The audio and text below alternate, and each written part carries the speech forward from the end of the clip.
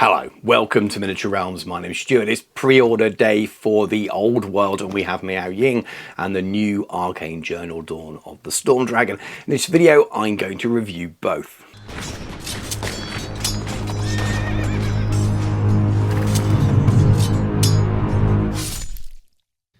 Miniature Realms is proudly sponsored by Counter-Attack Bases. They stock a wide range of counters, gaming aids and movement trays for multiple game systems and offer custom items to suit your club or even your podcast or YouTube channel.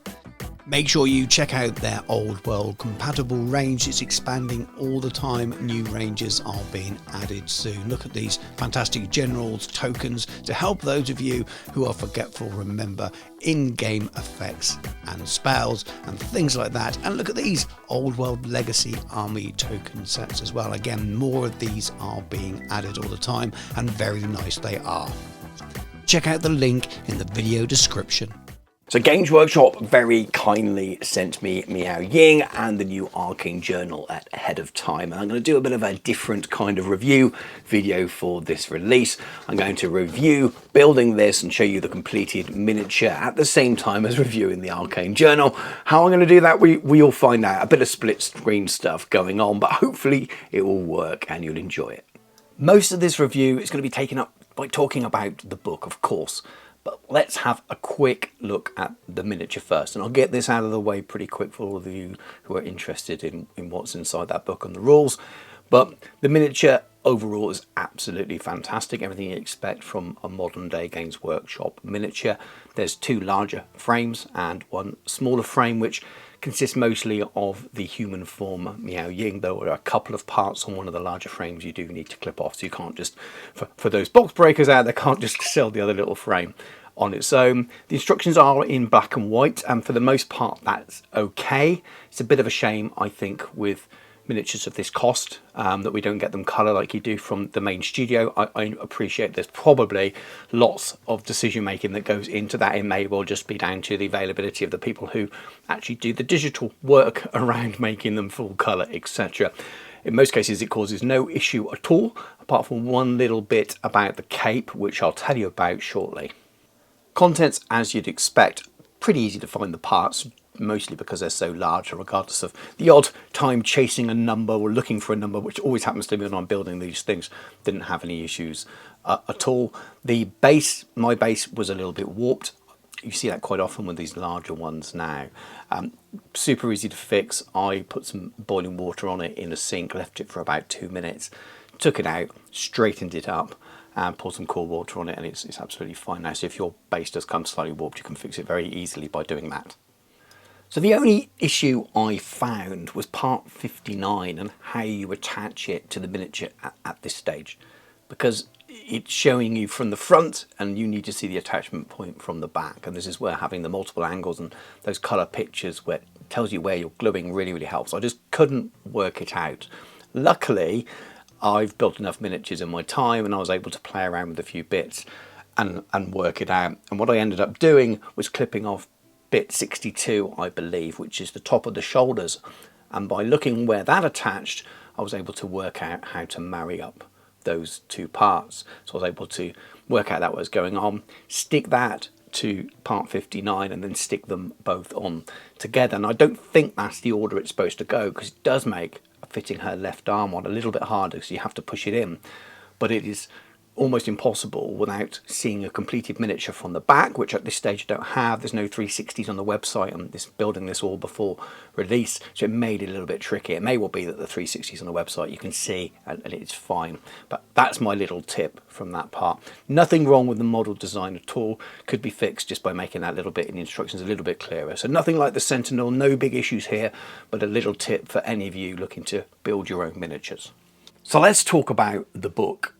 This book is different. It's different to the first 9 Arcane Journals, different again to the 10th that Cathay won on its own, and I think it's important to understand that difference when we're reviewing it. It just doesn't have the same format. The first 9 Arcane Journals were all additions, addendums to the Grand Army list found in the Forces of Fantasy and the Ravening Hordes. They had a full army list, and these are all returning armies from Warhammer Fantasy from the days beforehand. They all came with a little bit of an extra unit, some extra rules, extra magic items, and a couple of armies of infamy. And that only changed with Grand Cathay. When it came into the market, it was a brand new army and didn't have a grand army list. So their Arcane Journal almost provided that. But in many ways, it wasn't that either, because that was too small to be a grand army and almost its own army of infamy just by nature of the small size of the roster. And it almost became an elite expeditionary force, which makes sense when you compare it to the amount of units that are available in Total War. And this is something different yet again. This is almost the first full campaign narrative-led Arcane Journal. They've all had narrative elements, they've all expanded on the lore of each faction, but this is the first time I think that the narrative and the lore make up 80% of the publication. So what is this book if it's not Cathay's second Arcane Journal? There is a single army of infamy, and I think that it's designed to maybe be a bit of a stopgap and fill some of the holes in the roster. Along with that, of course, matching the narrative and the story that they're telling in the game, and it definitely does that. It's not purely there as a stopgap, but it definitely does those two things and works quite well at doing that. There are also 3 pages of magic items, the same amount that you'd see in Arcane Journal as an addition to a grand army list. So the faction now has the same amount of magic items as any other out there, but such a small amount of units to choose from their roster to go with those, which is a little bit odd as well. And I have some more thoughts on that I'll share later. But that is only a small percentage of the book. Now there's some lovely colour plates with a little bit more detail around military organisation, that kind of stuff you'd also find in a second Arcane Journal. So all that information around the faction is there. They're just missing those unit entries. There's lots of narrative, and that's used in many ways, partly to continue on and link with the stories in other Arcane Journals, but also to deliver some new rules as well, be that campaigns, terrain, or even multiplayer games. So in the dawn of the Storm Dragon, we begin to see many of the narrative arcs in some of the other Arcane Journals start to come together. Mostly that of the Warriors of Chaos, the Beastmen, the Wood Elves. We're talking Crowmore and Friedel mainly, and the stuff that's going on in the Empire. Now, there'll be mentions from some of the other factions, and I'm oversimplifying, of course, but we're starting to see them come to a head. And in many ways, this follows on from a lot of the stories that were told in that Warriors of Chaos Arcane Journal. So we have this emerging chaos threat, and it appears that the High Elves either don't care or haven't really noticed it's going on. But Grand Cathay has noticed. They have their spies, they've been watching on, and they're a little bit upset with the High Elves for not stepping in and being good stewards of that part of the world. So they decide, in order to protect themselves, if the Empire was to fall to chaos, that they could be under risk themselves. So they decide to set sail and go and help the Empire, regardless of whether they want it or not. There's a little bit more space in this book, with definitely a little bit more word count to tell these tales, and we find out a little bit more about Cathay's place in the world and its travel routes, which are important when you're trying to travel halfway around the world to get involved in a war, but also its trade routes as well. And it starts to kind of make it feel a little bit more connected, even though it is literally another map away. And we learn a little bit more about the politics of Cathay, but not that much. Yan Bo has noticed the issues that are going on, and he's instrumental in making the decision to send this fleet, this force, to help the Empire out. And we learn why it's Miao Ying and Nan Gao that go, rather than another province as well. And they have quite an eventful journey. And I'm not going to spoil all the details. Go away and read the details yourself. But it's engaging story. I think it's pretty well written, and I enjoyed it quite a lot. As I've already mentioned, the narrative behind the war in the Westerland, which started in the Warriors of Chaos novel, has expanded here, and Friedel's really got her heels dug in here, and we can see this is going to be one of the big story arcs of the moment, and it's really nicely interwoven with the way the rules are presented in this book as well, because the rules are pretty light in many ways, but we see terrain rules, and it's interwoven into the narrative. We're told about where the fighting's taking place, and then some terrain rules are delivered. So with all the scene and background set, we move into the war in Westerland, which is really a continuation of what we've seen in that Warriors of Chaos journey. And it's nicely interwoven with the rules. We soon get 5 pages of terrain rules. All these rules are to do with the environment that you're fighting your battles in. There's a random terrain generator, rules for linear objects, which could be rivers and roads and streams and chasms, things you're not having to climb over really, rather than things that are sunken into the battlefield. There's a random terrain generator and rules for buildings as well, for occupancy, for shooting out of, combat into, lots of little fun things like that that aren't covered in the standard rulebook. And there's also 2 location-based terrain generators for Westerland and the Shadowlands. Now these things are really fun and they will delight many narrative and casual wargamers, and there's rules there that will be useful for match play as well. They're also not groundbreaking, there's nothing super new there. It's just really, really nice to have it presented for those that don't want to have to make up their rules. Experienced wargamers won't find anything particularly new here and would maybe have been able to come up with some of the things on their own, but as I said, it's really, really nicely presented along with the narrative, and why not have it here? And I'm sure the Old World team are very aware of this. This is deliberately a different style of Arcane Journal. It's campaign driven. They're trying to deliver a very different feel, and it's full of lots of beautiful maps. It's got color plates with some amazing battle scenes on it, including a Cathayan ship at the docks in Marienburg, and this thing is absolutely stunning. And it looks like it's made from parts of plastic kits that I don't recognise. I'm pretty sure there are some parts there that could be from a larger airship, be that a Skyjunk or a larger lantern. And maybe there's some roof tiles there that could be from a future Cathayan building. They could be from other things as well, and maybe they've just printed them themselves or 3D generated them. Who knows? It's very cleverly photographed and you can't quite see, but I'm sure when you get to see those pictures, you'll be poring over them and trying to work out what kits they're from. Now, at the time of recording this, we don't know that. There may well have been an article in between now and to the point you're watching this video, and maybe now we all know what's coming. But at first look for me, looking at those pictures, I was just really excited, not only because they are fantastic pictures that gets my juices flowing, thinking about all the things I could build and what we might get in the future. I'm also looking at them trying to work out, is this a kit that I recognise? And I'm sure you'll be doing the same thing. After this, we have a very brief section on multiplayer games that talks about choosing your army, alliances, trophies of war, king is dead, and how that all needs to change maybe or be adjusted to play multiplayer games. And again, none of that is really groundbreaking stuff, but it stops people having to think for themselves. Again, experienced gamers will probably be able to come up with something to play that. What it's not a mini Triumph from Treachery. Now, the final section of game rules in the book that aren't faction or miniatures rules, so to speak, are to do with linked campaigns. And there are 3 scenarios in this book. And there are some rules delivered there that give you guidance on how to do that.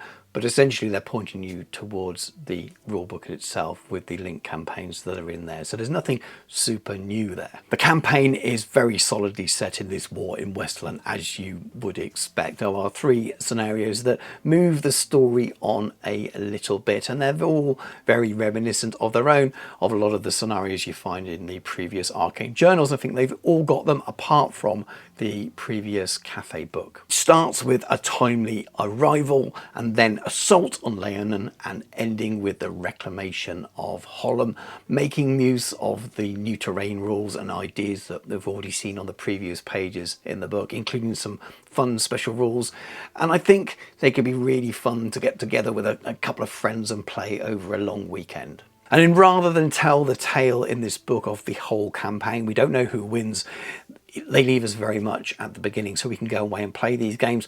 Hopefully they will tell us at some point in a future publication what the official outcome of these battles are. I'm sure they will. I think at the moment they're setting these ideas so we can go away and play our games for a couple of years, and then maybe with a new edition they will move that whole timeline on a little bit further, and we'll find out what the actual story is behind some of these campaigns. At this point, we're 42 pages in, right near the end of the book, and we reach the rules for the miniatures. And this is much later than the Arcane Journals we've had up to now. It's usually about page 26, 28 or something, halfway through the book that we get to the Armies of Infamy and the rules. But We've got a lot more narrative, as I've already said in this book, and the rules are for other things, the terrain. And again, this just shows you how different this book is compared to the previous Arcane Journals. And after the usual couple of pages of lore that sets up the Army of Infamy, we have the Grand Cathay Jade Fleet.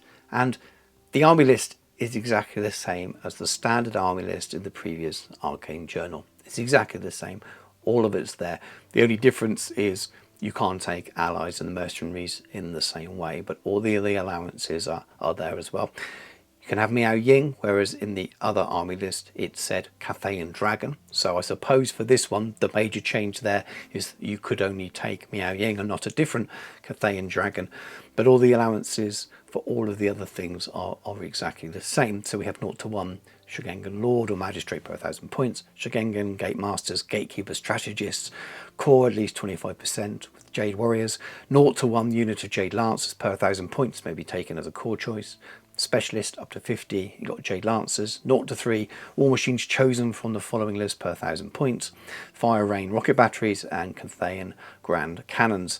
Then rare up to 25%, and that's where your Lanterns and your Cathayan Sentinels are. Now, in many ways, that's not a huge surprise. We have such a limited roster to start with. I did wonder whether there would be some way of restricting certain things.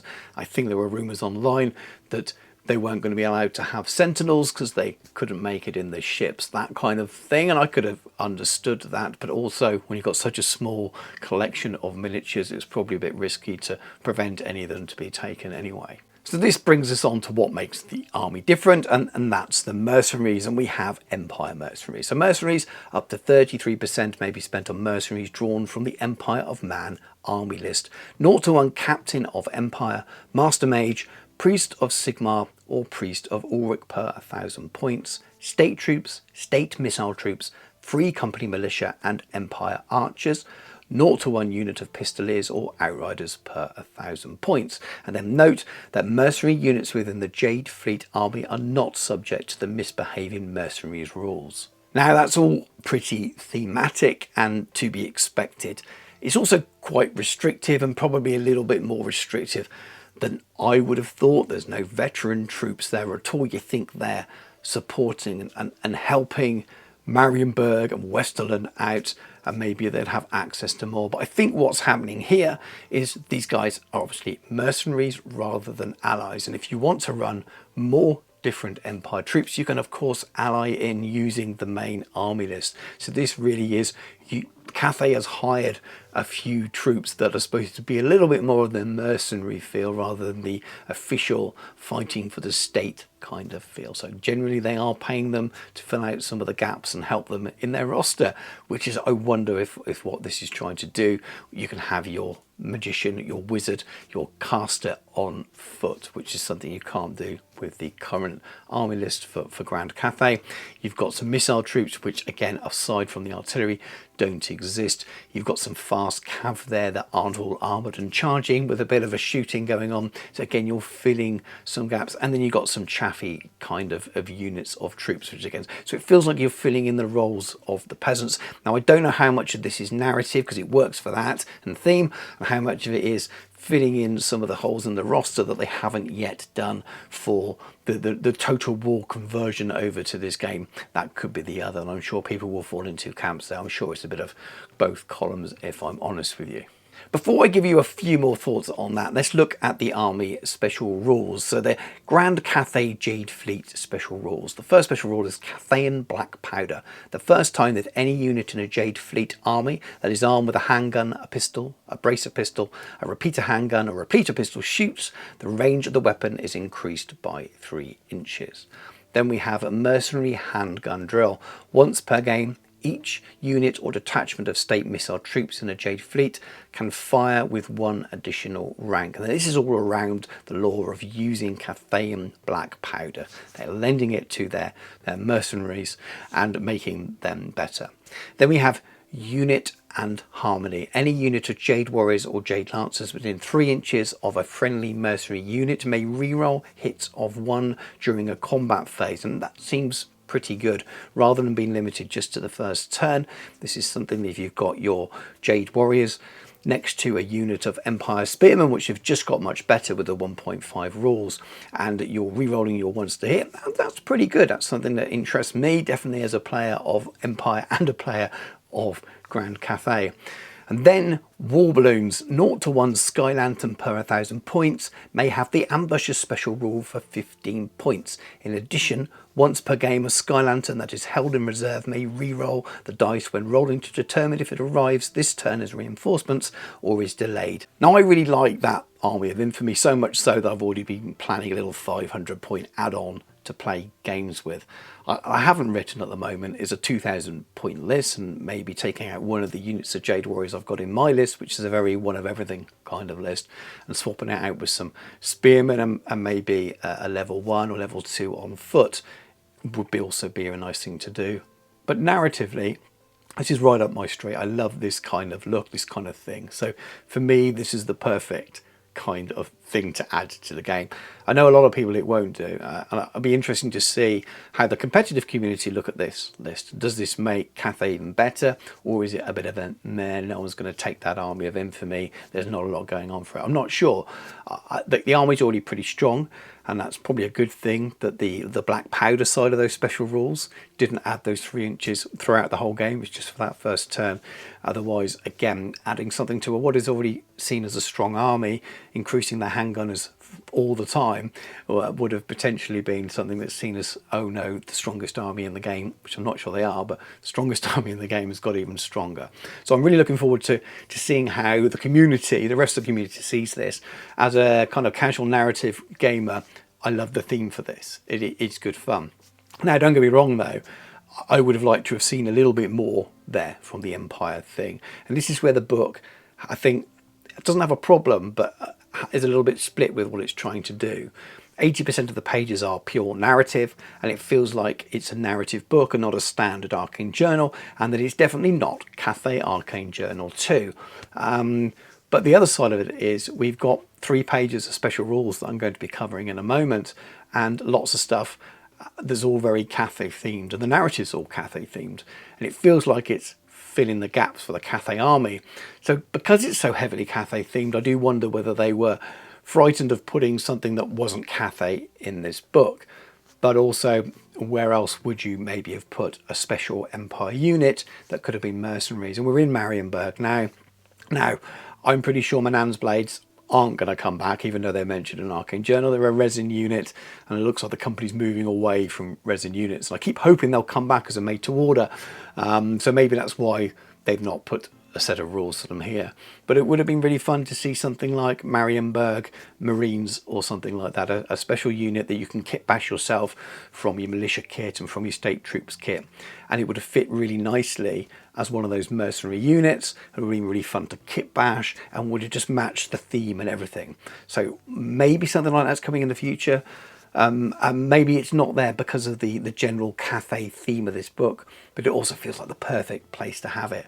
And I don't know, I would maybe have rather seen a second Army of Infamy in this book, a Marienburg Army of Infamy. That's because, again, if you're going to have a Marienburg Army of Infamy, where else would you put it? So it's not a criticism, more of a, oh, I really wish those things were in this, because it feels like it would have been a great place to have it.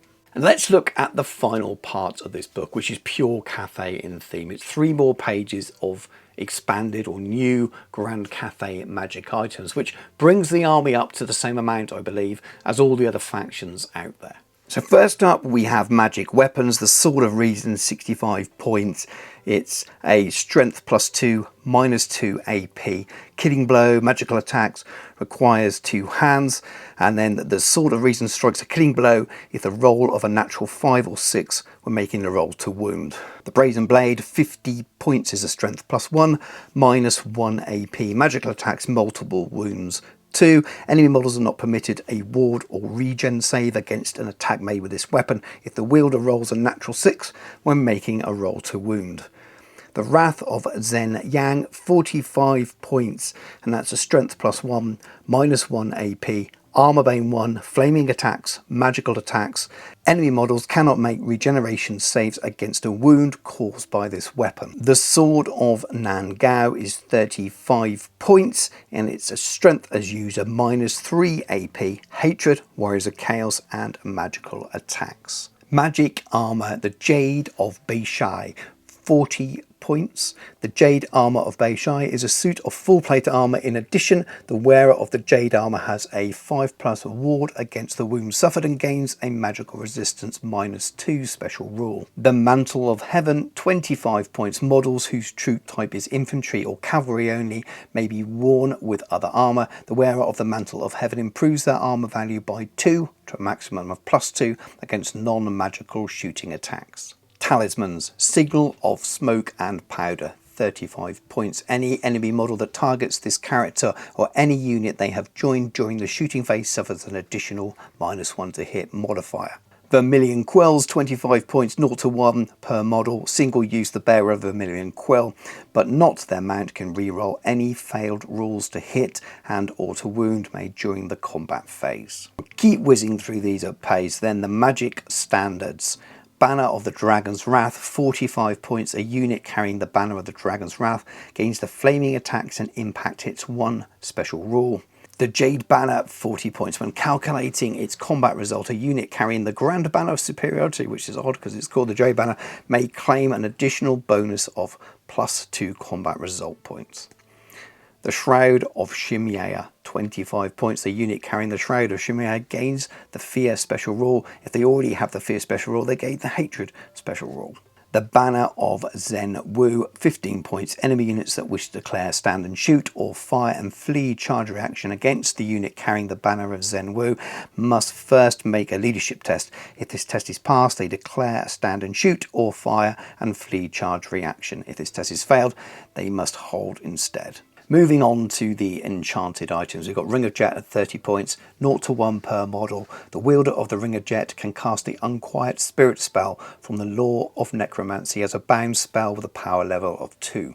Golden Lion, 25 points. The bearer of the Golden Line and their unit to me reroll any failed Fear, Panic, Rally or Terror test. The Fires of Nan Gao, 20 points, 0 to 1 per model, single use. The Fire of Nan Gao is a breath weapon with the following profile and it's strength 4, -2 AP, breath weapon, flaming attacks, magical attacks. Finally, on to the arcane items. We've got Clockwork Compass, 50 points, single use. The bearer may use this item instead of making a wizardly dispel attempt. If they do so, the spell is automatically dispelled with no dispel roll required. In addition, all remains in play spells currently in play are dispelled, including spells cast by friendly wizards. Seal of Xingpo, 25 points, 0 to 1 per model. If you wish, the bearer of the Seal of Xingpo may discard 2 of their randomly generated spells rather than the usual 1, and instead select 2 signature spells from either the Law of Yang or the Law of Ying, determined by which of those 2 rules they have. Scrolls of Wei Jin, 10 points. The bearer of the Scrolls of Wei Jin knows 1 more spell chosen in the usual way, and it's normal for their level of wizardry. However, they can only cast a number of spells equal to their level of wizardry per turn. Now, I've whizzed through all of those magic items pretty quickly, really, rather than going through and talking about each of those. Number of reasons. One of them, I think it takes away from what I'm trying to do with this review. I'm trying to talk about it as a sort of a bit of a wider look at the book and what's going on here. So it's a little bit shorter than some of the reviews I've done before. Also, because I expect you've already seen all these things, I suspect they've already been leaked the way they normally are, and they would have been drilled down to in great detail by some other people who are covering it. And that's cool, that's fine. So there's no point in me going into as much detail. There's some really, really good items in there. I love the ability to manipulate the spells you can take and that kind of thing. I'm definitely using some of these magic items in my army list. There's some good fun things there, but let me know in the comments which of those are your favorites, and if you're playing Grand Cathay, are you using any of them? Now, as I alluded to, I think it was a little bit weird having those in there in one sense, because the book is full of all this fun narrative-y campaign stuff, and then you get the end of the book is very much like a few tail pages of what should be in an Arcane Journal number 2 for Grand Cathay. And I can only really guess why that is. Part of me wishes it was saved for a proper Arcane Journal #2, and instead of those pages we'd had that Army of Infamy for Marienburg and a couple of extra units for Marienburg, and made it that way, so deliver more narrative for Grand Cathay and deliver some Marienburg. But then also I can't help thinking that this is obviously deliberate, and it's probably to fill some gaps for Grand Cathay until they can bring us more miniatures. And when those original miniatures were designed and budgeted off, that was probably it, until they knew whether this game was going to do well and sell. Now, they've known for a while that the game is a success, and I imagine they're already working on those things, but this is the way you make that army a little bit more rounded in the meantime. I genuinely don't know. I'm completely guessing, and 2 books down the line before Christmas we could have another unit or something, and that throws that theory out. I'm really not sure, but it does feel like that this book is delivering us some narrative and delivering us some fun things, but what they couldn't do was deliver a full second Cathay in Arcane Journal, so they filled it with some really cool narrative and things and really changed the direction, but also delivered us the stuff they could do, which is filling out the magic items and things for this army, so at least it's not behind on those as well. Whether that's the reality of it, I'm really not sure. And that is hard. I don't care. I quite enjoy everything that's in this book, but it does feel a little bit mixed up in what it's trying to do in that sense. But in the grand scheme of things, I'm not sure that really matters here. Everything kind of works, and it definitely fills some of those gaps should you want to play this army in a slightly different way. And it does mean that if people use this Army of Infamy, we can definitely see some different builds, even if it means there's quite a lot of Empire units chucked in there to kind of change those up. I'm not sure that the people that are running 5 lanterns and things are going to use this Army of Infamy. It doesn't seem their kind of build anyway. But for people who wanted to build more of a traditional looking army and really love the idea of this campaign in Western, are absolutely going to love this book as well. So it'll be really interesting to see when I start dipping into the reviews and hearing what other people think, whether those that are more competitively minded just see this as a bit of a book they can maybe miss, where others are looking at it and thinking this is perfect, exactly what you wanted. There's definitely something for everyone in there. If you're playing the army competitively, you'll want to get a hold of the rules for all those extra magic items, regardless or not whether you're playing that second Army of Infamy. But moving forward now, I think we're going to have a lot of these kind of Arcane Journals. We're a little bit mixed. We know that the Cetra book is on the way, and we think that at least is going to have 3 Armies of Infamy. So it's going to be, again, a little bit of story being told there, and maybe Armies of Infamy that are more based around the narrative that's being told on those books. And for me, I'm all for that, and hopefully it delivers something that's also really good for gameplay, for players that like that kind of thing.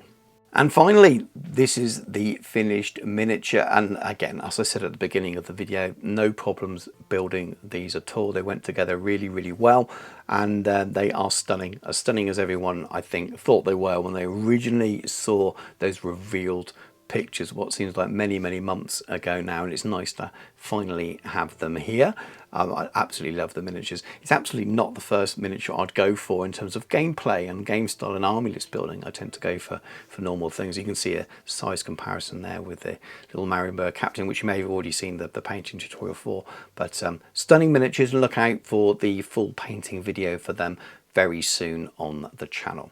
As always, thank you very much for watching the video, and I hope you enjoyed it. I'm really looking forward to reading all your comments about the miniature and about the Arcane Journal, and a slight change of direction in Arcane Journal style, or at least I believe so anyway. So looking forward to having further discussions in the comments of this video with you guys.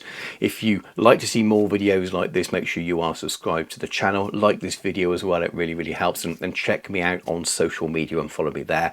Make sure that you don't miss a video. If it doesn't pop up on your YouTube home screen, you may well see it pop up on your social media, because I tend to share whenever I post a video in those as well. Please do check out my Patreon. It's a great way of supporting me, and I genuinely appreciate all of my current patrons. They helping keep the lights on, helping support me make videos like this. And check out all the other links in the video description as well, including that of the channel sponsor, Counterattack Bases. Loads and loads of really cool old world thematic counters and things and game aids. Really useful for playing the game. But thank you very much for watching. Take care, and I'll catch you soon.